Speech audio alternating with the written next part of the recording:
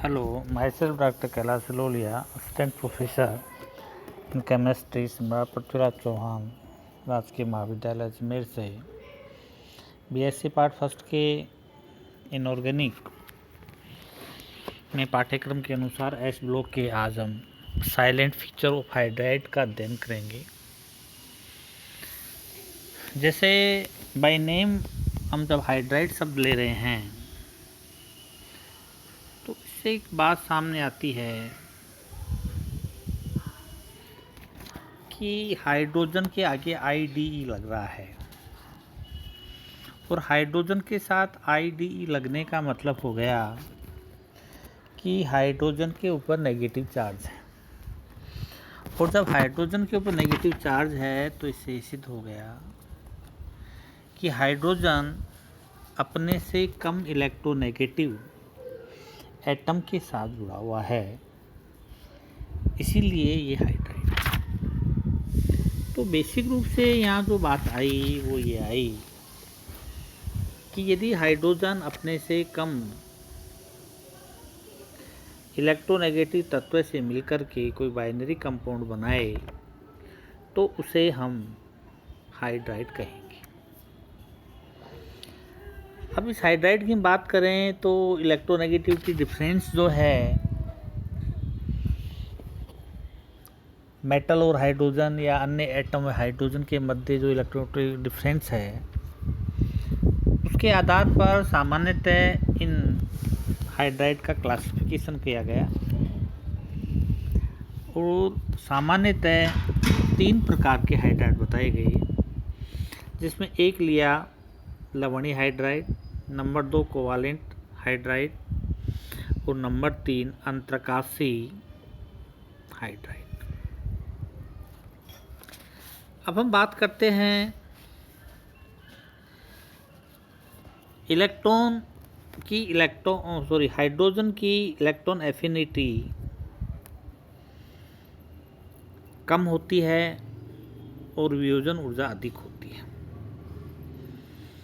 तो जब कम होती है तो इसमें इलेक्ट्रॉन आसानी से जोड़ा जा सकता है, और वियोजन अधिक होता है तो इसके कारण ये ब्रेकडाउन नहीं होता। तो इसका अर्थ ये होता है कि ये सामान्य परिस्थिति में धातु से क्रिया नहीं करेगा, जबकि अतिक्रियाशील धातुएं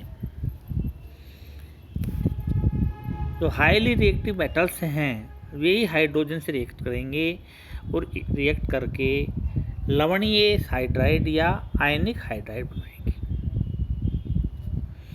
अब हम बात करें कि अधिक क्रियाशील धातु कौन से होंगे, जो हम कल से स्टडी करते आ रहे हैं कि फर्स्ट ए और सेकंड ए में टॉप टू बॉटम जाते हैं तो रिएक्टिविटी बढ़ती है। तो हमारे पास में ये अर्थ आया कि कैल्शियम, स्ट्रांशियम, बेरियम, कैल्शियम है, स्ट्रांशियम है, बेरियम है, ये अतिक्रियाशील होंगे, और जब अतिक्रियाशील होंगे तो ये हाइड्राइड बना लेंगे। या ये जो हाइड्राइड हैं आयनिक होंगे, और यदि हम ये कहें कि इलेक्ट्रोनेगेटिविटी डिफरेंस कम है तो उस कंडीशन में इन फर्स्ट ए और सेकंड ए वर्ग के जो सदस्य हैं या जो एटम हैं वो कोवालेंट बॉन्ड बना लेंगे। तो कोवालेंट बॉन्ड बनाएंगे तो इनके जो हाइड्राइड होंगे कोवालेंट नेचर के हो जाएंगे। जैसे हम बात करें कैल्शियम, स्ट्रांशियम और बेरियम, इससे ऊपर मैग्नीशियम, बेरिलियम है, तो मैग्नीशियम और बेरिलियम के जो हाइड्राइड होंगे वो आयनिक और कोवालेंट दोनों के मध्य होंगे। इस प्रकार से इलेक्ट्रोनेगेटिविटी डिफरेंस के आधार पर हम ये कह सकते हैं कि ये हाइड्राइड बनाएंगे जिनकी स्थिति ये होगी। अब हम बात करते हैं फेवर इन आयनिक नेचर कि ये हाइड्राइड जो बने हैं वो आयनिक नेचर के हैं या नहीं हैं, इसके एविडेंस के बारे में बात कर रहे हैं। तो सबसे पहले हम इलेक्ट्रोलाइसिस करवा रहे हैं। तो हाइड्राइड जो है वो इलेक्ट्रॉन का लॉस करके, एनोड के ऊपर इलेक्ट्रॉन को लॉस करके H2 के रूप में गैस निकलती है। जब H2 में गैस निकलती है और एनोड के ऊपर इलेक्ट्रोन जा रहा है, तो हमें ये सिद्ध हो गया कि ये इलेक्ट्रॉन हाइड्रोजन के यहाँ से आया है। तो ये सिद्ध होता है कि ये आयनिक नेचर का है। नंबर 2 बात करते हैं इसकी फिजिकल प्रॉपर्टी या फिजिकल मेथड। धातु अपना इलेक्ट्रॉन पूर्ण रूप से हाइड्रोलाइज देकर स्वधनायन व हाइड्राइड बनाता है। तो हम भी जानते हैं कि धातु जो है, मेटल जो हैं, वो आसानी से इलेक्ट्रॉन लॉस करते हैं और हाइड्रोजन को देते हैं, तो आयनिक हो गया। यदि से क्रिस्टल संरचना की बात करें तो हम ये कहते हैं इसमें कोई डायरेक्शनल प्रॉपर्टी नहीं होती है, क्योंकि दिशात्मक गुण जो है वो कोवालेंट कंपाउंड का गुण होता है। लेकिन हाइड्राइड की जो स्ट्रक्चर होती है वो क्रिस्टल होती है। जब क्रिस्टल होती है तो हम ये कहेंगे कि ये आयनिक प्रकृति की है। फिर हम बात करते हैं लेटेक्स एनर्जी की। लेटेक्स एनर्जी, इसकी कैलकुलेट और ऑब्जर्व दोनों का मान बराबर आता है। इससे ये सिद्ध होता है कि जो बॉन्ड है हम आयनिक मान के कैलकुलेट कर रहे हैं और आयनिक के रूप में जो उसका मान जो है ऑब्जर्व कर रहे हैं उसके बराबर आ रहा है, कैलकुलेट के बराबर आ रहा है, तो हम कह देते हैं कि ये आयनिक है। तो आयनिक बॉन्ड के फेवर में ये 3-4 एविडेंस हैं। इलेक्ट्रोलाइसिस है, फिजिकल स्टेट है, क्रिस्टल स्ट्रक्चर है, लेटेक्स एनर्जी है। बात करते हैं इन्हें बनाएं कैसे। जब बनाने की बात करते हैं तो हम सबसे पहले ये कहते हैं कि हाइड्रोजन की रिएक्शन डायरेक्ट मेटल से करवाएं तो हाइड्राइड बन जाएंगे। जैसे लिथियम की रिएक्शन हाइड्रोजन से करवाई तो लिथियम हाइड्राइड बन गया। कैल्शियम की रिएक्शन करवाई तो कैल्शियम हाइड्राइड बन गया। और यदि रिडक्शन की बात करें, जैसे लिथियम बोरोहाइड्राइड है से BeCl2 की रिएक्शन करवाएं तो Be बेरिलियम का बोरोहाइड्राइड बनता है, जो ट्राईफिनाइल फास्फेट से रिएक्शन करके हाइड्राइड देता है। जो हमने रिएक्शन लिख रखी है ये यहाँ, BeCl2 LiBHO4 BeBH2 LiCl, ये वापस PH3 से रिएक्शन करके Be का हाइड्राइड देता है। इस प्रकार से इन्हें बनाया जाता है।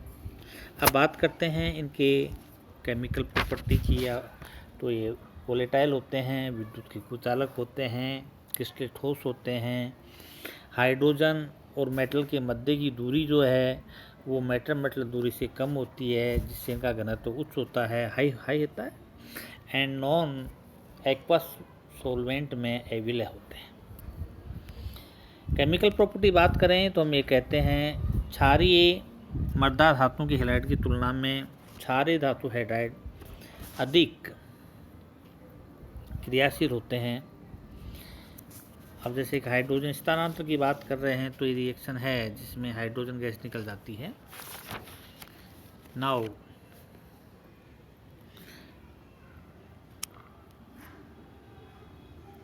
Reaction of water. अब हम बात करते हैं कि जैसे CaH2 एक हाइड्रोलैथिक व्यापारिक नाम है, जिसकी H2S से रिएक्शन करवाते हैं। व्यापारिक नाम है, H2 से क्रिया करवाते हैं तो हाइड्रोजन गैस निकलती है और कैल्शियम हाइड्रोक्साइड बन जाता है। या हम ये कहें कि जो भी हाइड्राइड हैं वो हाइड्रोलाइसिस होकर के हाइड्रोक्साइड देते हैं और हाइड्रोजन गैस लिबरेट करते हैं। और ये रिएक्शन बहुत फास्ट होती है, एक्जोथर्मिक होती है, इसमें एनर्जी लिबरेट होती है। जब सिस्टम की एंथैल्पी डिक्रीज होती है। हैलोजन अम्लों से रिएक्शन करवाएं। हैलो अम्लों का मतलब होता है HCl है, NaHCl है या HiAHF है, इनसे रिएक्शन करवाएं तो हम ये कहते हैं कि यहाँ जो मेटल है वो हैलाइड के साथ सहयोग कर लेगा।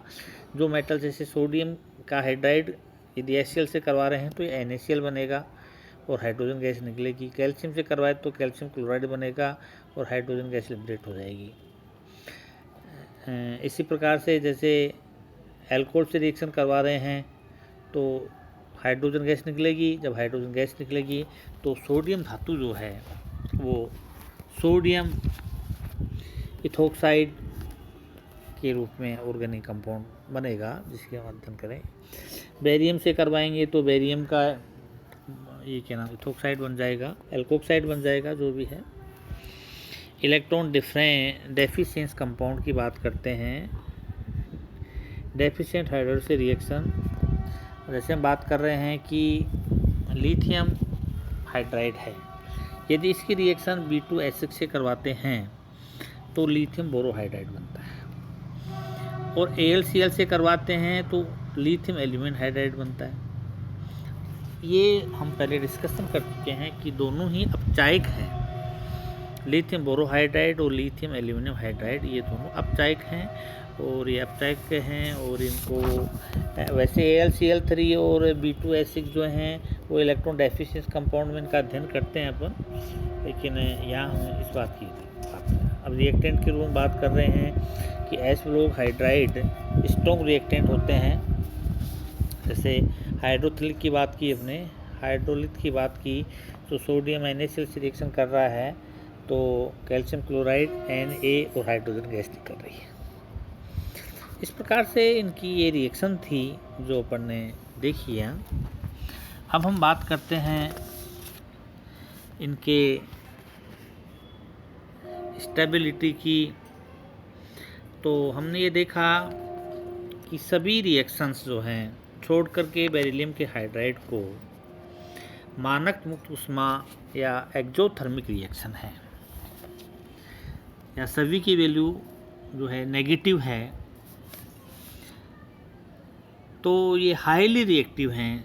इससे इंडिकेट हुआ कि ये थर्मोडायनेमिकली हाईली हैं, रिएक्टिव हैं। क्रिस्टल स्ट्रक्चर की बात करते हैं तो हम ये कहते हैं क्षारीय धातु में NaCl गैस तथा क्षारीय मृदा धातु में डिसऑर्डर Pb क्लोराइड या लेड क्लोराइड जैसी संरचना पाई जाती हैं। इनका उपयोग क्या हो सकता है?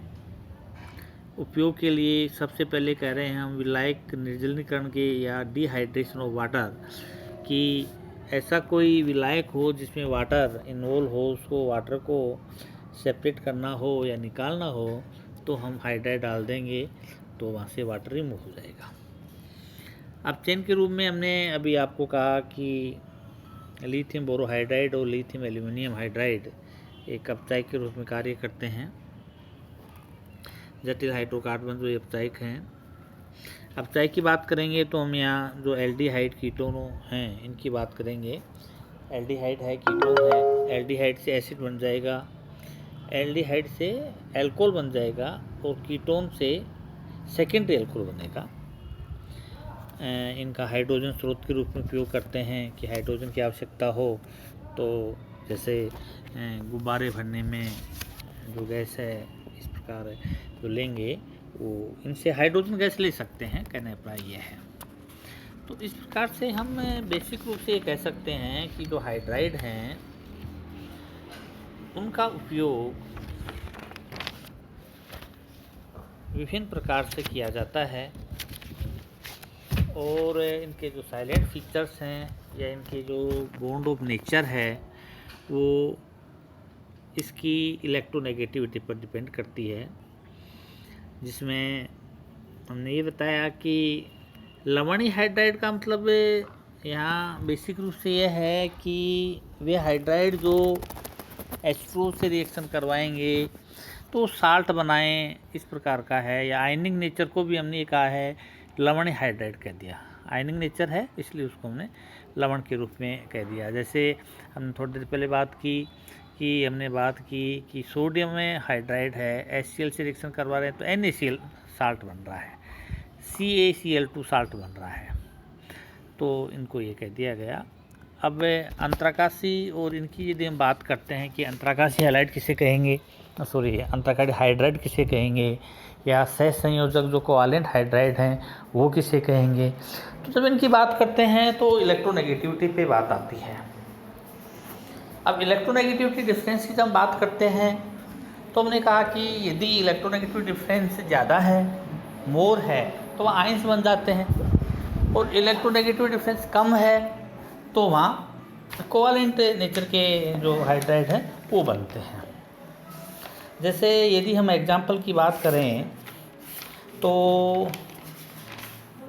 ये माने कि ये तो इनके एविडेंस हो जाते हैं, हाइड्राइड्स हो जाते हैं, स्टेबिलिटी हो जाती है, हाइड्राइड का निर्माण है ये हाइड्रोजन स्रोत के रूप में। इसको बेसिक रूप से हम ये कह सकते हैं कि ये जो हाइड्राइड हैं ये इलेक्ट्रोनेगेटिव बेस पर इनकी नेचर का डिटर्मिनेशन होता है, बॉन्ड नेचर का डिटर्मिनेशन होता है। तो इस प्रकार से ये स्थिति है इनकी, हाइड्राइड हैं, और ये यूजेज वगैरह इनके जो क्वेश्चंस हैं रिएक्शन के रूप में आते हैं और अंतरकाश। Thank you.